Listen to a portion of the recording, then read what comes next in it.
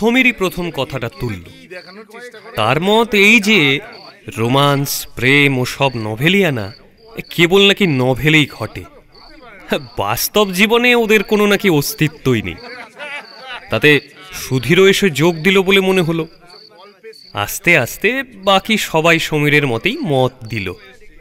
তারপর ক্লাবের বেয়ারা এসে চা দিয়ে গেল। চা খেতে খেতে আমাদের গল্প অন্যান্য দিনের মতো আবারও টেনিসে এসে পৌঁছল। ঘরের কোণে ব্রিজ টেবিলের আড়ালে রমেনবাবু এতক্ষণ চাদর মুড়ি দিয়ে আরাম কেদারায় টান হয়ে শুয়েছিলেন। এতক্ষণ পর্যন্ত কোনো তর্কেই তিনি যোগ দেননি, বিশেষ কোনো কথা টথাও বলেননি। চায়ের এক চুমুক খেয়েই একটু তাজা হয়ে নিয়ে বললেন, দেখো, তোমরা এতক্ষণ বকে যাচ্ছিলে, আমি শুনছিলাম। কথা কইনি বটে, কিন্তু যখন কথাটা উঠেছে তখন বলি শোনো। বেশ। এবারের নিবেদন বিভূতিভূষণ বন্দ্যোপাধ্যায়ের গল্প রোম্যান্স। গল্প পাঠে দুর্বার শর্মা, রমেনবাবু অনুজয় চট্টোপাধ্যায়, বীণা জয়তী চক্রবর্তী, পরিচালনায় সৌভিক সাহা। শুরু হচ্ছে রোম্যান্স। রোম্যান্স আছে, এবং খুবই আছে। জীবনটাই তো একটা প্রকাণ্ড রোম্যান্স হে। সে চোখে দেখে কজন, দেখবার চোখই বা আছে কজনের। ঠিক। আচ্ছা, চাটা জুড়িয়ে যাচ্ছে, এসো খেয়ে নেওয়া যাক।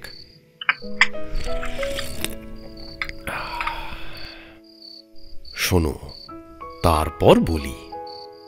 রমেনবাবু আমাদের ক্লাবের নতুন মেম্বার, মাস্টারেক হলো যোগ দিয়েছেন।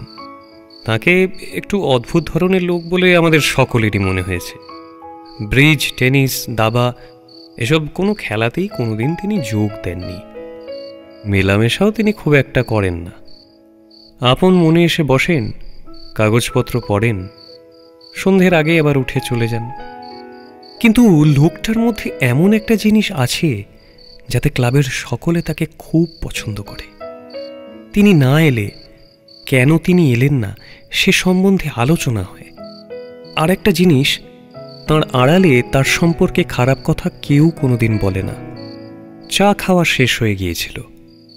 রমেনবাবু চা শেষ করে রুমালে মুখ মুছে গল্প শুরু করলেন। বছর কয়েক আগের কথা। আমি তখন একটা স্বদেশী ব্যাংকের শেয়ার বিক্রির কাজে ঢাকা যাই।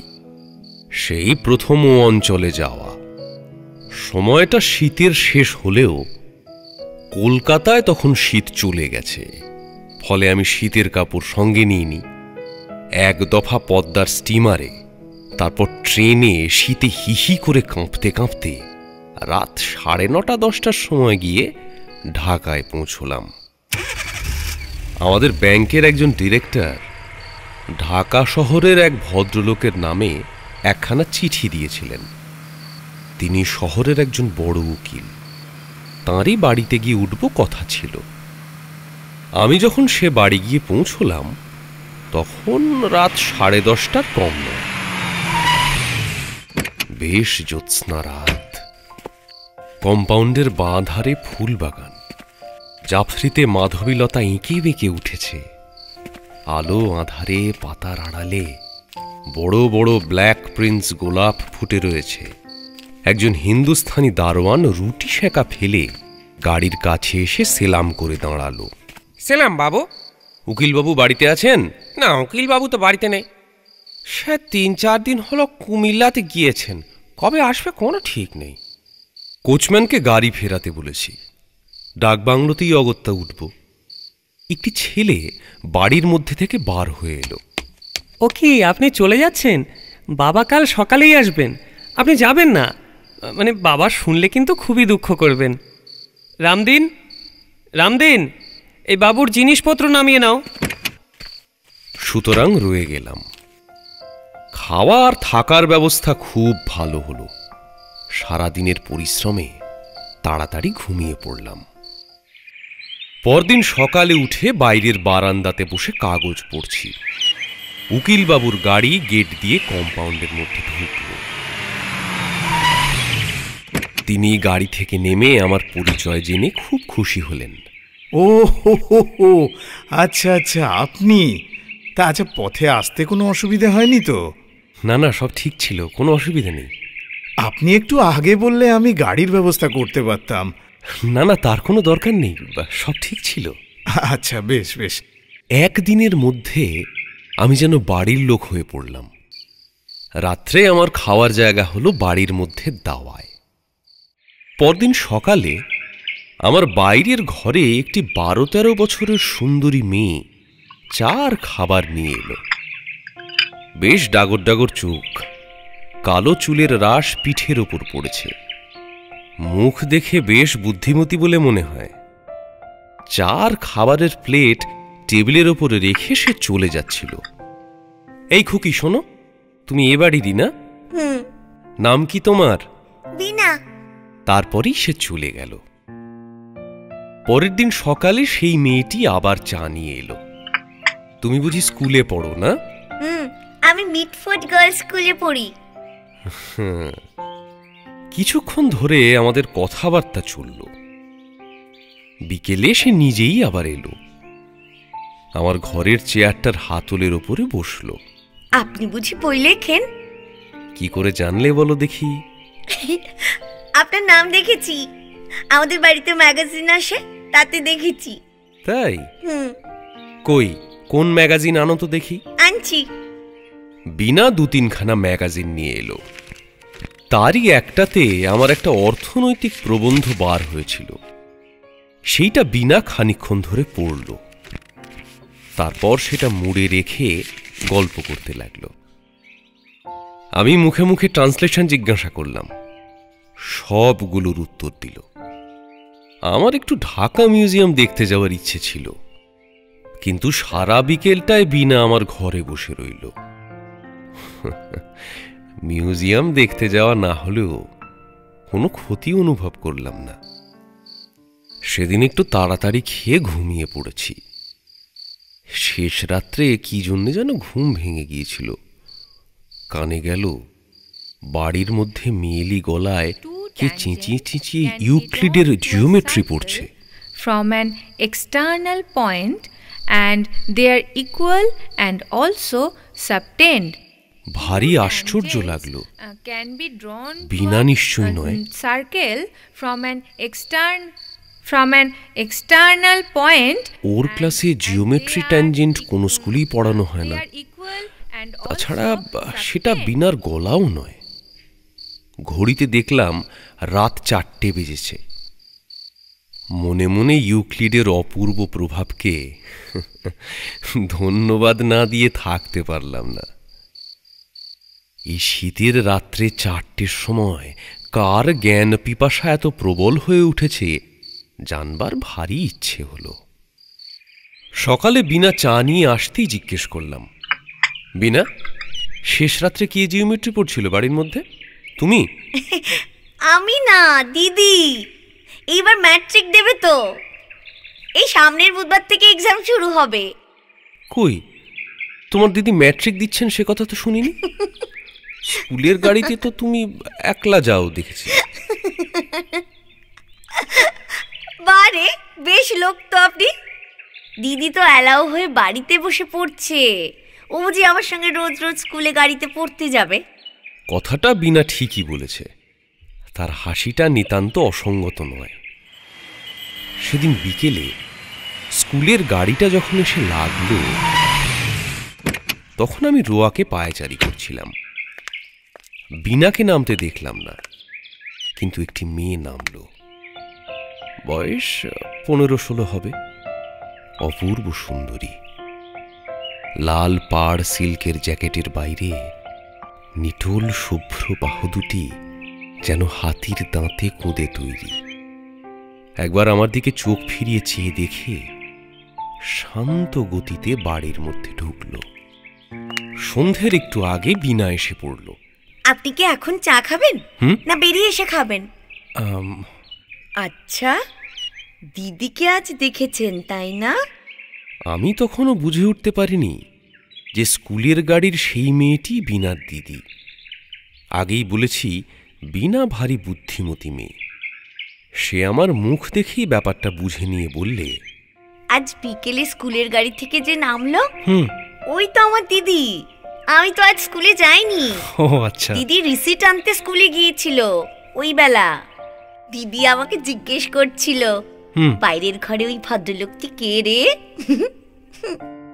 মনে মনে ভারী অভিমান হলো। বড় মানুষের মেয়ে, সুন্দরীও।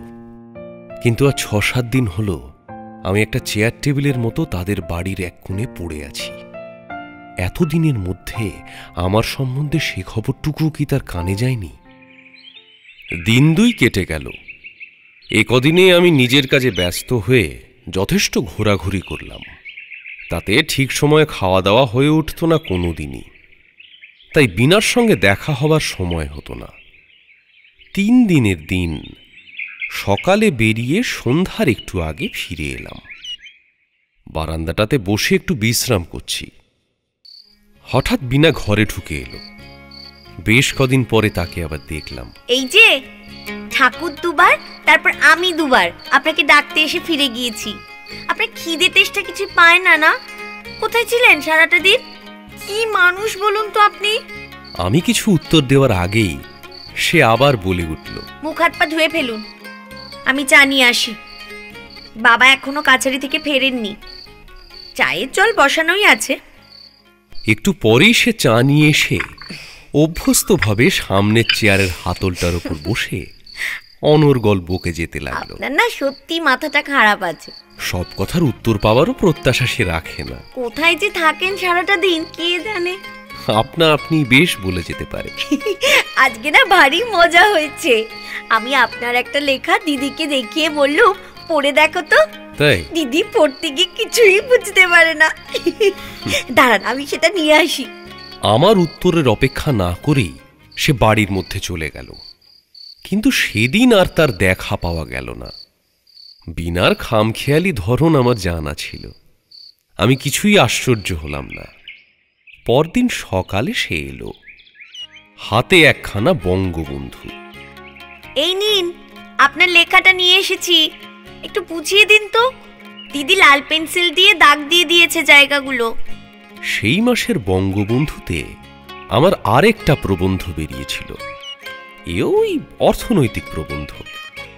হাতে নিয়ে মনে মনে ভাবলাম, যদি ম্যাট্রিক ক্লাসের একটি মেয়েকেও তাক লাগিয়ে না দিতে পারলাম, তবে অনবরত দিন 15 ধরে এত লাইব্রেরিতে যাতায়াত আর এত লেখাপড়া করার সার্থকতাই বা কি হলো। বীণা বিকেলবেলা একখানা খাতা নিয়ে এসে বললে, নিন চাটা খেয়ে নিন। নিয়ে দিদির এই ট্রান্সলেশনটা হয়েছে কিনা একটু দেখে দিন তো। ট্রান্সলেশন? দিদি বলল আপনাকে দেখাতে। সেটা হাতে নিয়ে দেখলাম। বেশ গোটা গোটা মুক্তোর ছাঁদের লেখা, কিন্তু ট্রান্সলেশনটা বিশেষ উঁচু দরের নয়। আচ্ছা ধরুন 20 নম্বর আছে, তা আপনি কত নম্বর দেবেন? নম্বর? তা এই ধরো, অবশ্যই বাংলাটা খুব শক্ত, তা ধরো এই 4 কি 5 দিতে পারি। মোটে? এ বাবা, তবেই হয়েছে। দিদি তাহলে এবার ইংরেজিতে ফেল। কথাটা শেষ করেই সে হাতখানা চাপা দিয়ে খিলখিল করে হেসে উঠল। আমি একটু অপ্রতিভ হয়ে পড়লাম। না না, ফেল হবেন কেন? আর একটা সোজা দেখে করলেই তো, মানে এটা বেজায় শক্ত কিনা। বিকেলে বীণা এসে বলল, দিদি বলে দিয়েছে আপনাকে রোজ রোজ তার ট্রান্সলেশন দেখে দিতে হবে। পারবেন তো? খুব পারবো, নিয়ে এসো না কাল থেকে। কেন দেখে দেব না? সেদিন থেকে আমার কাজ হলো রোজ রোজ একরাশ করে ইংরেজি বানানের ভুল সংশোধন করা। বেশ হাতের লেখাটি কিন্তু। খাতার শেষে গোটা গোটা ছাঁদে আমার ছাত্রীটির নাম লেখা থাকে, প্রতিমা দেবী। কয়েকদিন খুব গুমোটের পর বিকেলের দিকে সেদিন খুব বৃষ্টি হলো। উকিলবাবুর বাড়ির সামনে একটা বড় বটগাছে নতুন পাতা গজিয়েছে। বারান্দাটাতে বসে সেদিকে চেয়ে আমি আমার দেশের বাড়ির কথা ভাবছিলাম। কতদিন যাইনি, কাজের খাতিরে বিদেশে বিদেশে বেড়াতে হয়। তবুও যখন নববর্ষা নামে, বৃষ্টি ভেজা বাতাসে এখান থেকে ৩০০ মাইল দূরের সে গ্রামের ভিজে মাটির গন্ধ যেন ভাসিয়ে আনে। মনে হয় আমার ছোট ভাই অন্তু হয়তো এতক্ষণে আমাদের উঠোনের বৃষ্টির জলে কাগজের নৌকা ভাসিয়ে খেলা করছে। গোসাই কাকাদের বৈঠকখানাতে এতক্ষণ তাসের খুব মজলিস বসেছে। তখন মনটা বড় খারাপ হয়ে যায়, ইচ্ছা হয় চাকরি বাকরি ছেড়ে দিয়ে বাড়ি গিয়ে উঠি। উকিলবাবু কয়েকদিন হাই ব্লাড প্রেশারের জন্য বাড়িতেই ছিলেন, কাছাড়িও যাননি। তিনি ঝড় বৃষ্টি থামবার পরে বারান্দাতে এসে আমার পাশে একটা আরাম কেদারায় বসে নানা গল্প করতে লাগলেন। কদিন আপনার খোঁজ খবর করতে পারিনি, কোনো অসুবিধে হয়নি তো আপনার? না না, ঠিক আছে।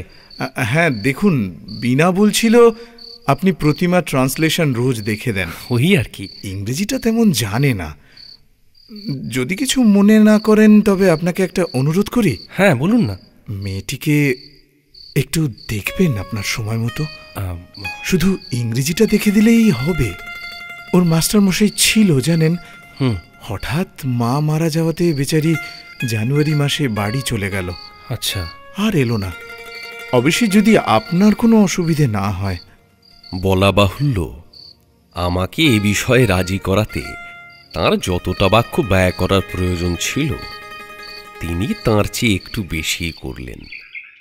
তারপর দিন ২ কেটে গেল। প্রতিমা রোজ বিকেলে নয় দুপুরে খাতা নিয়ে এসে বসে।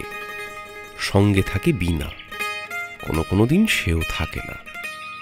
ওর স্বভাবটা ভারী মিষ্টি, অথচ এমন একটা স্বাভাবিক গাম্ভীর্য আছে যাতে খুব সহজে কাছের হয়ে পড়া যায় না। সেদিন প্রতিমা এসে সামনের চেয়ারটাতে বসল। ট্রান্সলেশন দেবার পরে এসে মুখ নিচু করে হেসে বললে, এই আমি পারবো না, এটা বদলে দিন। ইয়ার এমন শক্ত কি, করে দেখবে খন সোজা। সে আবার ঠিক সেইভাবে হেসে বলল, না, আমি পারবো না, আপনি বদলে দিন। কথাটা যেভাবে বলল সেটা শান্ত মৃদু হলেও মনে হলো এরপর আর তর্ক চলে না। বদলে দিলাম বটে, কিন্তু ভাবলাম মেয়েটা একটু একরোখা ধরনের। পড়াশুনো শেষ করেই প্রতিমা খাতাপত্র উঠিয়ে নিয়ে চলে গেল। বিকেলের দিকে আবার খুব ঝড় বৃষ্টি নামল। চুপ করে বারান্দার আরাম কেদারাটাতে বসে আছি, এমন সময় পেছনে দরজা খোলার শব্দ হলো। দেখি আগে আগে বিনা আর তার পেছনে প্রতিমা ঘরে ঢুকছে। কেমন বৃষ্টি পড়ছে দেখুন মাস্টার মশাই, আমার না বৃষ্টি খুব ভালো লাগে। এসো এসো, ভিজতে ভিজতে এলে যে। দিদি বললে আপনি একলা বসে আছেন, তাই চল গিয়ে গল্প করি। প্রতিমা তার দিকে ভুরু কুঁচকে তাকালো। এই আমি? আগেও কথাটা মনে হয়েছে, এখনো মনে হলো। প্রতিমা সুন্দরী, তার ব্লাউজের হাতার লাল সিল্কের পাড়ের সঙ্গে সুন্দর বাহু দুটির নিটোল গঠনের দিকে তাকিয়ে একথা মনে মনে অস্বীকার করতে পারলাম না। কিন্তু সবচেয়ে অদ্ভুত তার দুটি চোখ আর ভুরু দুটির একটা বিশেষ ভঙ্গি। সেটা কি তা ঠিক মুখে বোঝানো যায় না, অথচ যে ধরনের সৌন্দর্যে মনের মধ্যে একটা ব্যথার জন্ম দেয়, ওর মুখের সৌন্দর্যটা ঠিক সেই ধরনের। একলা বসে থাকতে আপনার খুব ভালো লাগে না? বসে বসে লেখেন বুঝি? ওই আর কি। ওহ, কি শক্ত লেখায় লিখেছেন। আচ্ছা, অত পার্সেন্টেজ, গ্রাফ, সেন্সাস রিপোর্ট কোথায় পেলেন? সব বুঝি আপনার মুখস্থ? মুখস্থ কি আর থাকে? ওসব লাইব্রেরিতে গিয়ে বই দেখে লেখা। অত মুখস্থ থাকলে একটা সচল ইয়ারবুক হয়ে উঠব যে। আচ্ছা, আপনার দেশ কোথায়? অনেক দূর, বর্ধমান জেলা। তোমার জিওগ্রাফি আছে ম্যাট্রিকে? জিওগ্রাফি না থাকলেও বর্ধমান জেলা জানি। আমাদের ক্লাসে জিওগ্রাফিতে বর্ধমান জেলার কথা আছে। আচ্ছা, আপনাদের দেশে খুব ধান হয় আর খুব আর কয়লার খনি আছে অনেক, তাই না মাস্টারমশাই? কয়লার খনি নেই তা নয়, তবে একটু পশ্চিম ঘেঁষে। কয়লার খনি দেখেছেন আপনি? আচ্ছা, ও কি করে হয়? কয়লার খনির কথা এসে পড়াতে অনেক কথা মনে পড়ল। পৃথিবীর আদিম জন্ম কথা, নেবুলা, স্তর বিভাগ, একদিকে প্রতিমার সৌন্দর্য, অন্যদিকে এসব বৈজ্ঞানিক রোম্যান্স। যেন একদিকে নারীর কমনীয়তা, অন্যদিকে পুরুষের বিশাল উদার কল্পনার প্রতীক। প্রতিমা খুব মন দিয়ে শুনছিল, মাঝে মাঝে এ প্রশ্ন সে প্রশ্ন জিজ্ঞাসা করছিল। আমি এসব কথা শুনিনি কোনোদিন, স্কুলে তো কেউ বলে না। ওরা চলে গেল। অবশ্যই বসে বসে আমি শুনতে পাচ্ছিলাম প্রতিমা নিচু গলায় বীণাকে শাসন করছে। এই, ওরকম মাস্টারমশাই বলছিলি কেন রে? ভারী খারাপ শোনাচ্ছিল। উনি কি আমাদের মাইনে নিয়ে পড়ান? কদিন পর আমি একটি টেলিগ্রাম পেলাম, অফিসের পাঠানো টেলিগ্রাম। কলকাতায় ফিরতে হবে তাড়াতাড়ি। তারপর দিনই সকালে বিছানাপত্র বাঁধা ছাদা চলছে। বীণা এসে বলল, আপনার যাওয়া হবে না। হ্যাঁ? পিস লোক তো আপনি। ভরা অমাবস্যার সময় কেউ কি বেরোয়? মানে দিদি বলে দিয়েছে, রমেন বাবুকে বলে আয় আজ তার যাওয়া হবে না, কাল যাবেন। ও, বিছানাপত্র সব গুছিয়ে ফেলেছেন? মানে খুলুন, আমি ধরবো। সেদিন অমাবস্যা কাটার কথা ছিল না। অগত্যা বিছানাপত্র আবার খুলতে হলো। এই যে, হ্যাঁ ধরুন। পরদিন সকালে আর এক কাণ্ড। 10টার গাড়িতে আমি যাব। উকিলবাবু আমার সঙ্গে যাবেনই, কি একটা কাজ আছে তার ফরিদপুরে। নারায়ণগঞ্জ থেকে এক স্টিমারেই আমরা যাব। সকালে দুজন একসঙ্গে খেতে বসেছি, হঠাৎ উকিলবাবু প্রতিমার ওপর রেগে উঠলেন। আজকের রান্নাবান্নার ভার তার ওপরই বুঝি দিয়েছিলেন। সে একটু বেলায় আরম্ভ করিয়েছে ঠাকুরকে দিয়ে। এই সামান্য বিষয় নিয়ে, বিশেষ করে আমি সেখানে একজন বাইরের লোক, আমার সামনে মেয়েকে এমন রূঢ় কথাবার্তা বললেন, আমি খুবই সংকোচ বোধ করতে লাগলাম। দেখলেন রমেনবাবু আজকালকার মেয়েদের? আমি ওকে কাল রাত থেকে বলছি সকালে আমরা বেরোবো, সব যেন ঠিক থাকে। হ্যাঁ, দেখছেন তো একবার কাণ্ডখানা। বলি এটা কি ঝোল নাকি ছাই? এর নাম ঝোল না, ঠিক আছে। মানে আমি সত্যি বলছি রমেনবাবু, আমি আজকালকার ওসব বিবি সাজা পছন্দ করি না একেবারেই। আপনি একটু শান্ত হন। খুব হয়েছে পড়াশোনার, আর দরকার নেই, যথেষ্ট হয়েছে। আমার সামনে এসব কথা হওয়াতে হয়তো আড়াল থেকে প্রতিমা লজ্জায় অপমানে একেবারে ভেঙে পড়তে চাইছিল। কেননা আমি একেবারে বাইরের লোক।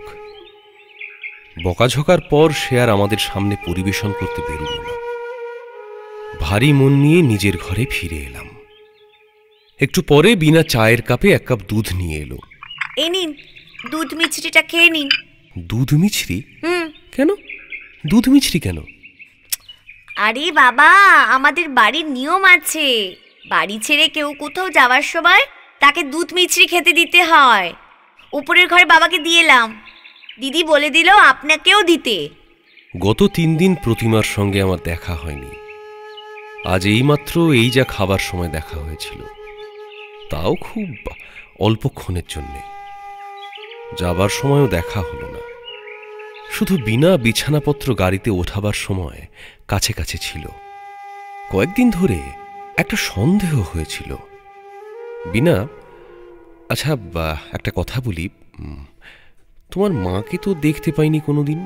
তিনি আসলে আমার মা 1 মাস হলো মামার বাড়ি গিয়েছেন, ছোট মামার বিয়েতে। এই বুধবার দিনই চলে আসবেন। আর দিদির মা নেই, দিদি ছেলেবেলাতেই। প্রতিমা তোমার আপন বোন না? বাড়ি একদিন আছেন তাও জানেন না বুঝি? আপনার মন কোথা থাকে বলুন তো? একদিন তো আপনার সাথে এই নিয়ে কথা হয়েছিল। আগে কবে এ নিয়ে কথা হয়েছিল আমার মনে পড়ল না। যাই হোক, এতদিনের একটা খটকা আমার কাছে আজ পরিষ্কার হয়ে গেল। তাই বিনা আর প্রতিমার মুখের গড়নে এত তফাৎ। কথাটা অনেকবার মনে হলেও ঠিক কিছু বুঝে উঠতে পারিনি এতদিন। অন্যমনস্কভাবে উকিলবাবুর সঙ্গে তাঁর গাড়িতে উঠে বসলাম। আজ কয়েকদিনের তো জানাশোনা, কিন্তু চলে যাওয়ার সময় মনে হতে লাগল প্রথম এসে এই অপরিচিত লোহার গেটের মধ্যে যখন আমার গাড়ি ঢুকেছিল, সেদিন আজ অনেক দূর পেছনে পড়ে গিয়েছে। আজ এই বাড়ির প্রতিটা জিনিস, ওই পাতাবাহারের গাছ, বাইরের উঠোনের ওই পুরনো ইদারা, সব যেন হঠাৎ বড় প্রিয় হয়ে উঠেছে। যেন বাসা ভাঙা পাখি কদিন বাসার সন্ধান পেয়েছিল, যে বাসায় তার কোনো দাবি দেওয়া নেই, শুধু মনের মধ্যেকার একটা অনির্দিষ্ট নির্ভরতার ভাবে সেই মিথ্যে অধিকারের কথাটা মনে করিয়ে দিত মাত্র। তাই আজ ছেড়ে যাবার বাস্তবতার সঙ্গে তার নিজের কাছে পরিষ্কার হয়ে উঠেছে যে সে অধিকারের বোধটা কতটা অসঙ্গত আর ভিত্তিহীন।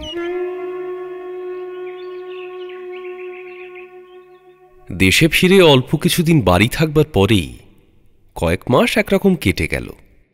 পুজোর পরে কার্তিক মাসের প্রথমে হঠাৎ অফিসের হুকুম হলো আবার ঢাকা যাওয়ার। এবার যখন গোয়ালন্দ থেকে স্টিমারে উঠলাম, তখন আগেকার মতো ভিড় ছিল না। পদ্মা শান্ত, স্থির, চরে চরে কাশের বন ঘন সবুজ, আকাশের রং তিসির ফুলের মতো নীল। নারায়ণগঞ্জ পর্যন্ত ভারী আরামে কাটল। ঢাকায় গিয়ে এবার আর বিনাদের বাড়িতে গেলাম না, ডাক বাংলোয় উঠলাম। নানা কারণে এবার বিনাদের বাড়ি আর উঠতে পারা গেল না। বারবার অনাহূতভাবে তাদের ওখানে গিয়ে উঠলে তারাই বা কি মনে করবে। তার চেয়ে বরং নিজের কাজকর্ম সেরে এমনি একদিন তাদের বাড়িতে গিয়ে সকলের সঙ্গে দেখাশোনা করে আসা যাবেক্ষণ। আবার জ্যোৎস্নাপক্ষ ঘুরে এলো। ডাকবাংলোর কম্পাউন্ডের হাসনা ঝোপের মিষ্টি গন্ধ বড় ভালো লাগে। একবার মনে হচ্ছিল এই অপরিচিত ঢাকা শহরটিতে কেউ আমার আপনজন যে আছে, যদি সে জানে আমি ঢাকাতে এসেছি আর লক্ষ্মী ছাড়ার মতো ডাক বাংলোয় উঠে দাড়িওয়ালা বাবুর্চির রান্না করা ডাল ভাত খাচ্ছি, তাহলে ভারী দুঃখ পাবে।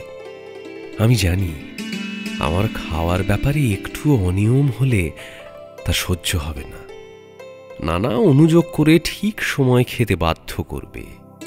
কিসে আমার স্বাচ্ছন্দ্য বাড়ে, তার জন্য অলক্ষ্যে কত চেষ্টা ছিল তার। একবার মনে হচ্ছিল এসব ভেবে লাভ কি? অতিথির প্রতি সৌজন্যকে অন্য কিছু বলে মনে করবার অধিকারী বা আমায় কে দিয়েছে? দিন 15 কেটে গেল। বিনাদের বাড়ির দিকে ইচ্ছে করেই গেলাম না, কিন্তু শেষ পর্যন্ত শুধু শেয়ার বিক্রি আর পুরাতত্ত্ব আলোচনা করে সময় কাটানো একেবারে অসম্ভব হয়ে উঠল। একদিন বিকেলের দিকে ওদের বাড়িতে ছড়ি হাতে নিশ্চিন্ত মনে বেড়াতে গেলাম। গেটের মধ্যে ঢুকে চোখে পড়ল বাড়ির উপরের সব ঘরে জানলা বন্ধ। উকিলবাবুর অফিস ঘরের সামনে রামধানিয়া বেয়ারাও টুলের ওপরে নেই। কি করা যায় বা কাকে ডাকবো ভাবছি, এমন সময় উকিলবাবুর পুরনো খানসামা ছকু বাজার থেকে কি কিনে নিয়ে গেট দিয়ে বাড়িতে ঢুকেই আমাকে দেখে থমকে দাঁড়িয়ে গেল। বাবুজি, আপনি? হ্যাঁ, এখান দিয়ে যাচ্ছিলাম, তাই আর কি। বাবু কোথায়? আপনি শোনেননি, জানেন না কিছু? পরে সে একে একে যা বলে গেল তা সংক্ষেপেই। গত ভাদ্র মাসে উকিলবাবু হঠাৎ হার্ট ফেল করে মারা যান। হ্যাঁ? তার উপরে বিপদ, বড় দিদিমণি পরীক্ষায় ফেল করলো, আর তারপরই তার মাথা খারাপ মতো হয়ে গিয়েছে। কি বলছো? তিনি আছেন তার মামার বাড়ি। ছোট দিদিমণি মানে বিনা দিদিমণিকে নিয়ে তার মা নিজের বাপের বাড়ি চলে গিয়েছেন। ও, সেইখানেই আছেন।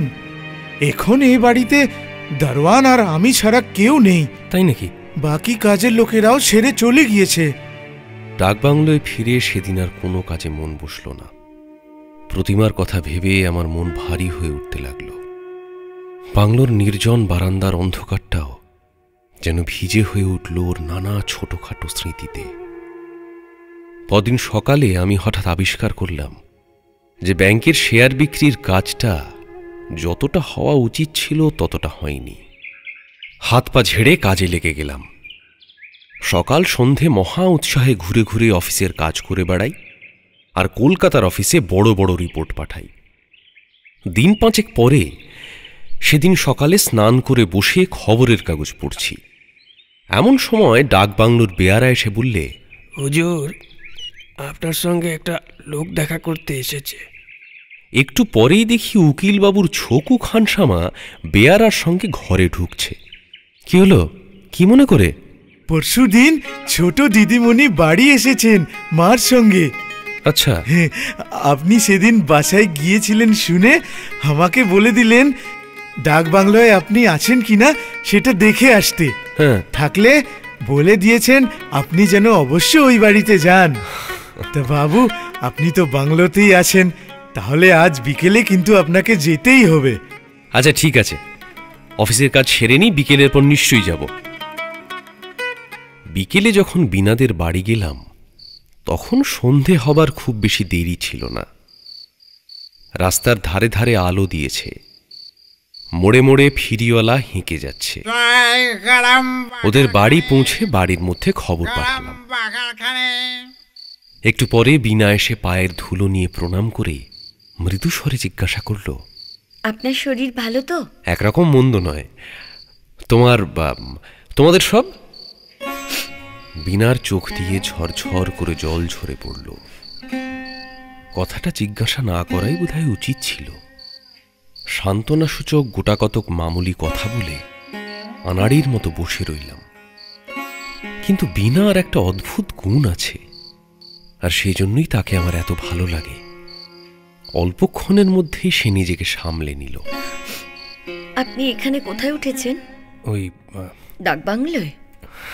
আচ্ছা, এবার তো আমরা ফিরে এসেছি। শুনুন, জিনিসপত্র নিয়ে কাল সকালে এখানে চলে আসুন। বিনা কথাটা এমন হুকুমের সুরে বলল যে হঠাৎ তার প্রতিবাদ করা সম্ভব নয়। আমি বসে বসে নানা অবান্তর কথা বলতে লাগলাম। এমনভাবে বললাম যেন এসব বলতেই এতটা পথ হেঁটে এসেছি। অনেকক্ষণ পরে বললাম, প্রতিমা কোথায়? এই প্রশ্নটা অনেকবার মুখে এলেও এতক্ষণের মধ্যে কি জানি কেন একবারও মুখ ফুটে জিজ্ঞাসা করে উঠতে পারিনি। দিদি এখনো সারেনি। বড় মামা বাবুর সঙ্গে চুনার গিয়েছে। আচ্ছা, ওখানেই থাকে। কেবল আপন মনে বসে বসে কি ভাবে কে জানে। এছাড়া কিন্তু আর কোনো খারাপ লক্ষণ নেই। জানেন তো, কিচ্ছু খেতে চায় না, শুতেও চায় না, বেড়াতে যেতে চায় না। কেবল রাত দিন বসে বসে ভাবছে। এটাই তার রোগ। পরীক্ষায় পাশ না করেই বোধহয় এমন হয়েছে। না, শুধু পরীক্ষায় পাশ নয়, সে অনেক কথা। কি? আপনাকে বলতে আর লজ্জা নেই, আপনি তো ঘরেরই লোক। আসলে দিদি পরীক্ষা দেবার পর বাবা ওর জন্য একটা সম্বন্ধ এনেছিলেন। আচ্ছা। চাটগাঁয়ের উকিল, হাতে পয়সাও আছে, কিন্তু লোকটি আগেও অনেকগুলো বিয়ে করেছেন। বয়স এই 40-এর ওপর হবে। দিদি সব শুনেছিল, কিন্তু কিচ্ছু বলেনি। মা কত করে বোঝালেন, কিন্তু বাবার ইদানিং কি হয়েছিল কে জানে। দিদিকে একেবারে বিষ নজরে দেখতেন। আচ্ছা।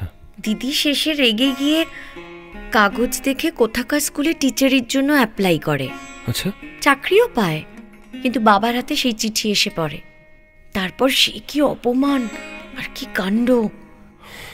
আর তারপরেই পরীক্ষার রেজাল্ট বেরোলো, আর দিদি ফেল করে। বাবা হঠাৎ মারা না গেলে বাবার ঠিক করা পাত্রের সঙ্গেই দিদির বিয়ে হয়ে যেত। এইসব গোলমালেই দিদি কেমন একটা হয়ে গেছে। আসলে চিরকালই তো খুব অভিমানী। দিদির কোনো দোষ ছিল না জানেন। সে যে মাস্টারির জন্য দরখাস্ত করেছিল, সে শুধু অপমানের জ্বালায় জ্বলে। তারপর বিনা আমায় বসতে বলে তাড়াতাড়ি বাড়ির মধ্যে চলে গেল। কিছুক্ষণ পরে পুরনো দিনের মতো নিজের হাতে চা আর জল খাবারের রেকাবি আর জলের গ্লাস নিয়ে ঘরের টেবিলে রেখে বলল, আসুন, খেয়ে নিন তো চাটা। তবে আপনার ডাক বাংলোর বাবুর্চির মতো হবে না চাটা। বিনা আগের চেয়েও সুন্দর আর বড় হয়ে উঠেছে, তবেও ধরনগুলো ঠিক আছে, একটুও বদলায়নি। বেশ লাগে ওকে। ওঠবার সময় বিনা বলল, আপনি কাল সকালেই আসছেন তো? আমি মাকে বলেছি, আপনি না এলে ভারী রাগ করব, কিন্তু বলে দিলাম কাল রঘু মিশিরকে সকালে ডাক বাংলোয় পাঠিয়ে দেবো, কেমন? এবারকার অফিসের কাজ শেষ হয়ে এসছে, ঢাকায় থাকতে আর হবে না, অল্প কদিনের মধ্যেই কলকাতা ফিরে যেতে হবে, ইত্যাদি প্রভৃতি নানা কিছু বিনাকে বললাম, কিন্তু কিছুতেই শুনল না। তার মনেও বেশি কষ্ট দিতে পারলাম না।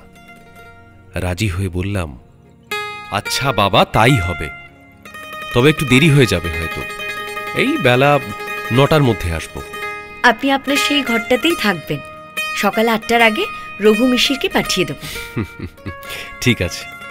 সকালে আবার চা খেয়ে আসবেন না যেন, এখানে এসে খাবেন। ডাকবাংলোয় ফেরবার পথে সেদিন একটা জিনিস আমার কাছে বেশ পরিষ্কার হয়ে উঠল। হঠাৎ বিনারা আমার বড় আপন হয়ে উঠেছে। মানুষের সঙ্গে মানুষের এরকম সহজ সম্পর্ক, আদান প্রদান, জীবনের যে কত বড় সম্পদ, তা অনেক সময় আমরা বুঝে উঠতে পারি না বলেই সমস্ত সম্পর্ককে ছোট করে দেখতে শিখি। মেয়েরা এটা কেমন সুন্দরভাবে পারে। ওদের মনের সৌন্দর্য জগৎকে যে কত দিক থেকে মঙ্গল আর কল্যাণে ভরে রেখেছে, সে কথা সেদিন নির্জন ডাকবাংলোর বারান্দাতে বসে মনে প্রাণে অনুভব করলাম। সব কথা গুছিয়ে বলা যায় না। শুধু তারাদের দল যখন অনন্ত অন্ধকারের মধ্যে কাঁপে, রাত্রি অপূর্ব রহস্যময় হয়, রাত জাগা পাখির ডাক দূর থেকে ভেসে আসে, মনের মধ্যে নাম না জানা উল্লাসে সে সত্যটুকু নিজের কাছে পরিষ্কার হয়ে ওঠে।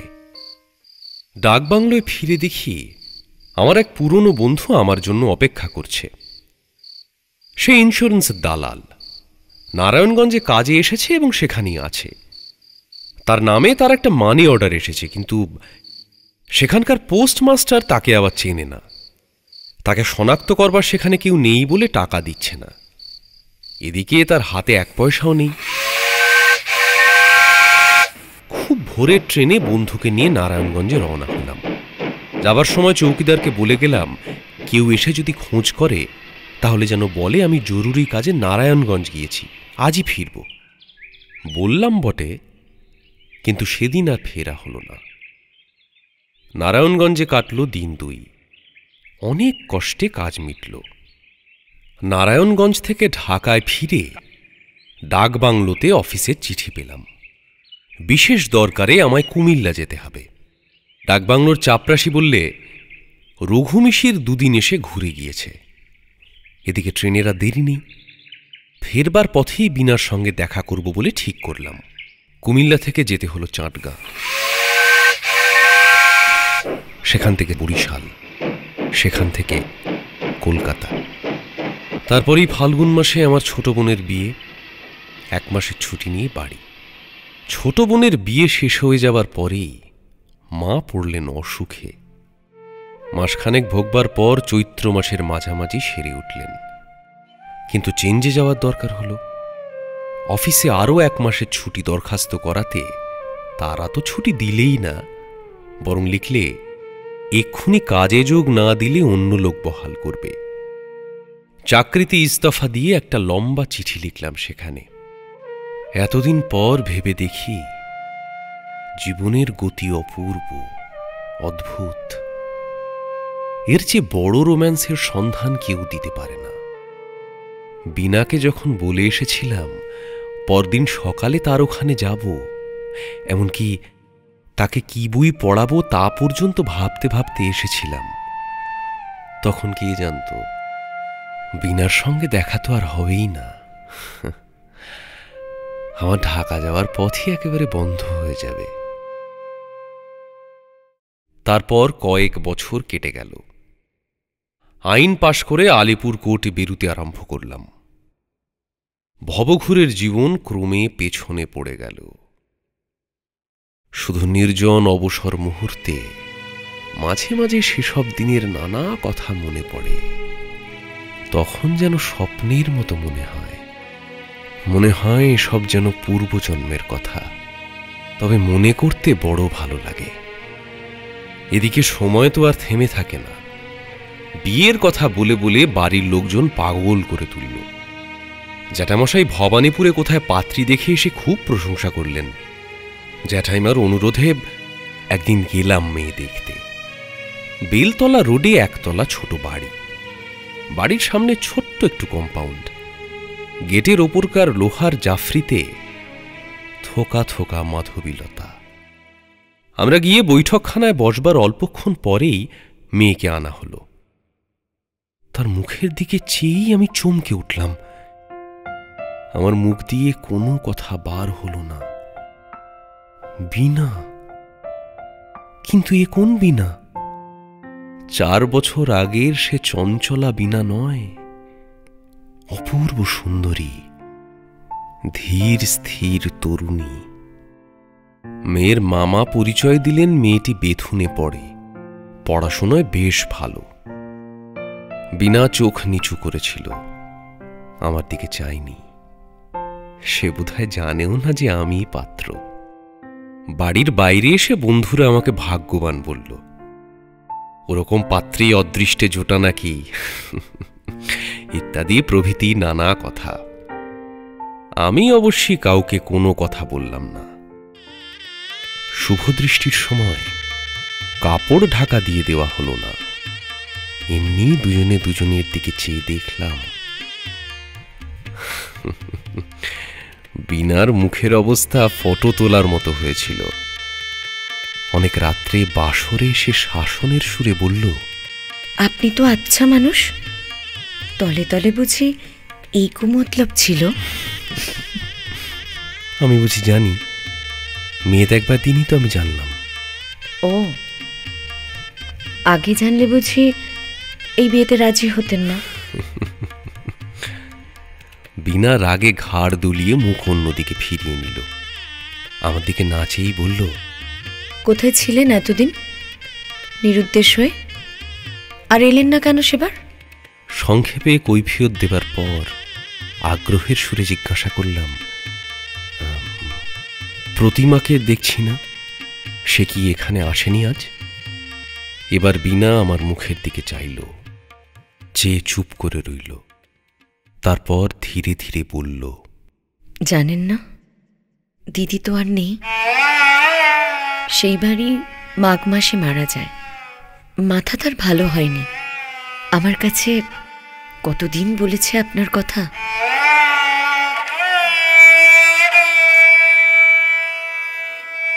শুনলেন বিভূতিভূষণ বন্দ্যোপাধ্যায়ের গল্প রোম্যান্স। প্রযোজনা শান্তনু চ্যাটার্জি। গল্প পাঠে বেয়ারা ও উকিলবাবুর ছেলের চরিত্রে দুর্বার শর্মা, রমেনবাবু অনুজয় চট্টোপাধ্যায়, বীণা জয়তী চক্রবর্তী, প্রতিমা অমৃতা রায়, ছকু ও উকিলবাবু দেবব্রত ব্যানার্জি। শব্দগ্রহণ সুরজিৎ গাঙ্গুলি, আবহ ও শব্দ নিয়ন্ত্রণ গোপাল দাস, পোস্টার সৌরভ মিত্র। গল্পটি লেখকের কল্পনাপ্রসূত। বাস্তবের সঙ্গে কোনো মিল থেকে থাকলে তা একেবারেই অনিচ্ছাকৃত ও কাকতালীয়। এই অডিও পরিবেশনা শুধুমাত্র মনোরঞ্জনের জন্য। এর উদ্দেশ্য কোনোভাবেই কোনো জাতি, রাষ্ট্র, ব্যক্তি, জাত বা ধর্মকে আঘাত করা নয়। মদ্যপান, ধূমপান, মাদক সেবন স্বাস্থ্যের পক্ষে ক্ষতিকর। এমন আরো অনেক গল্প রয়েছে আমাদের কাছে। সঙ্গে থাকুন, শুনতে থাকুন।